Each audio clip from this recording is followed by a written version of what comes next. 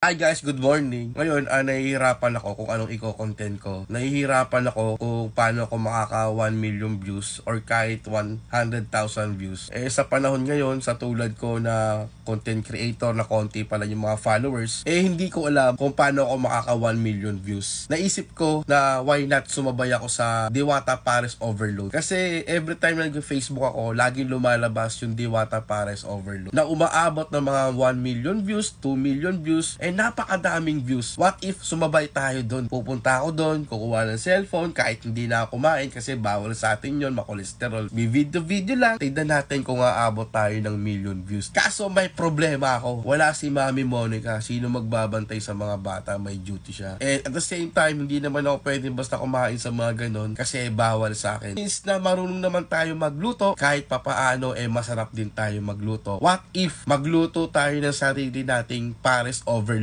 inspired by Diwata? Tignan natin kung aabot ng million views. Sasabay na tayo sa hype. Sasabay na tayo na gagatasan natin si Diwata. And tignan natin kung talaga bang aabot ng million views kapag gumawa ka ng content about Diwata Pares Overload. Kaya tara, samahan nyo ako. Mamalengke na tayo ngayon hanggat wala pa si Mami Monica dahil siya ang papatikim natin ng Diwata Pares Overload. Thank you. Tsaka ano? Baka. Hindi. Okay lang, buo na yan. Ano yung matamat? Kailan? Hi guys, ako si John.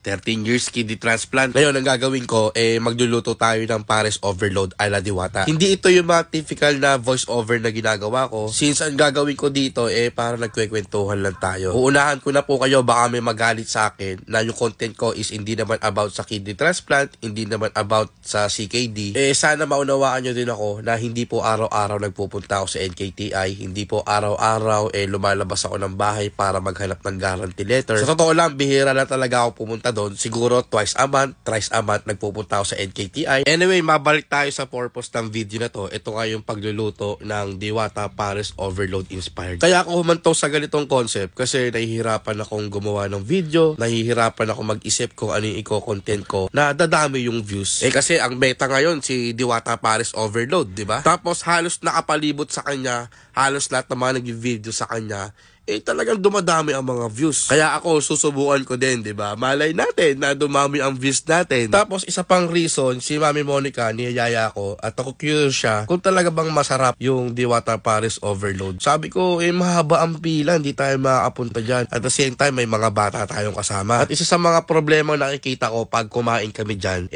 baka kapag kumain kami, then magpo-post kami na kapag sinabi namin na masarap, tapos sasabihin overrated, sumasabay lang sa hype, hindi naman masarap. Tapos kapag naman sinabi ko na hindi masarap, marami magagalit sa akin. Kesyo sinisiraan ko si Diwata, kesyo nananalangka na lang ako, ginadown ko yung tao. Diba? Hindi mo alam kung saan ka lulugar. Kaya sinabi ko kay Mami Monica na wag na tayong pumila dyan. Ipagluluto na lang kita ng Diwata Pares Overload. At sasarapan pa natin yan. Syempre, ako magluluto And siya rin po ang kakain nito. Sakto sa mga oras na yan, nasa duty si Mami Monica. Uuwi siya mga alas 7 ng gabi. Sakto dinner time. And pagdating niya, luto na yung Pares Overload natin. Alam nyo ba, yung pwesto ni Diwata Pares Overload ngayon sa Pasay, malapit lang po yan sa pinagtatrabahuan ko dati. Ngayon, kung doon pa ako nagtatrabaho, sigurado ako dadaan ako doon para kumain. Kasi araw-araw kapag umuwi ako na nagmomotor, lagi ko po nadadaanan yung Pasay na yan. At kung nabubuhay pa yung co-office mate ko, sigurado ko yayayain niya ako para kumain dyan sa Pares Overload ni Diwata. Tapos naalala ko pa dati, yung galing kami sa anniversary namin,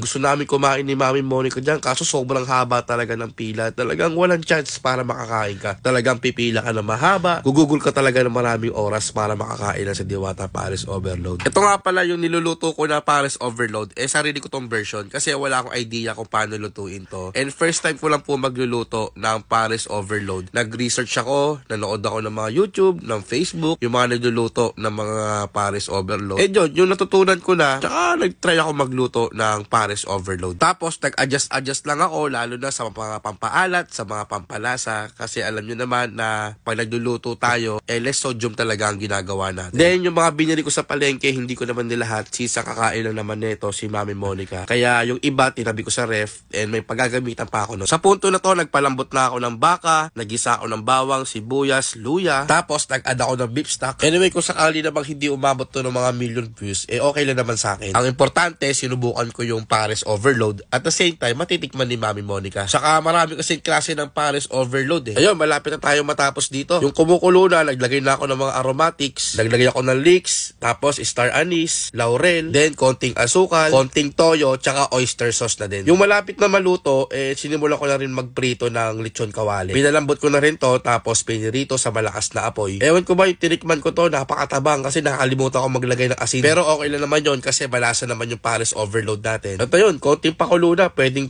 na yan. Bago ko pala iserve kay Mami Monica to, tinanggal ko na yung mga star anise kasi sobrang pait niyan. Yung lapot, depende niya na sa inyo kung gaano nyo papalaputin yung Pares Overload nyo.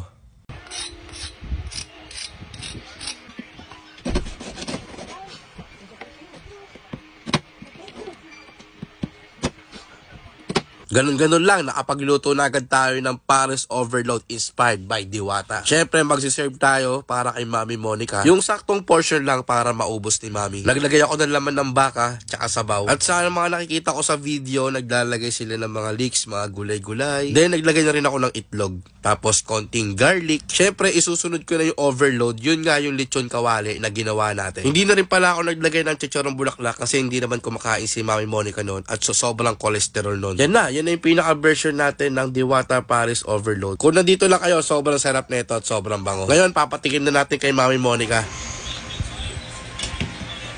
Ito muna.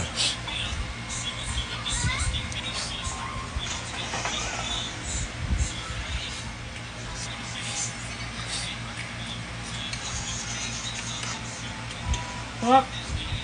Sarap. Superb. Pares yun.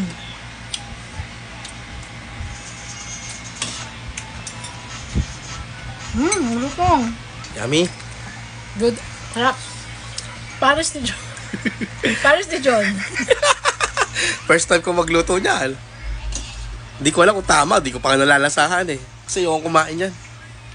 Kaya si Mami na lang kakain ngayon. Ako tamang gulay-gulay lang. Tsaka isda-isda lang muna.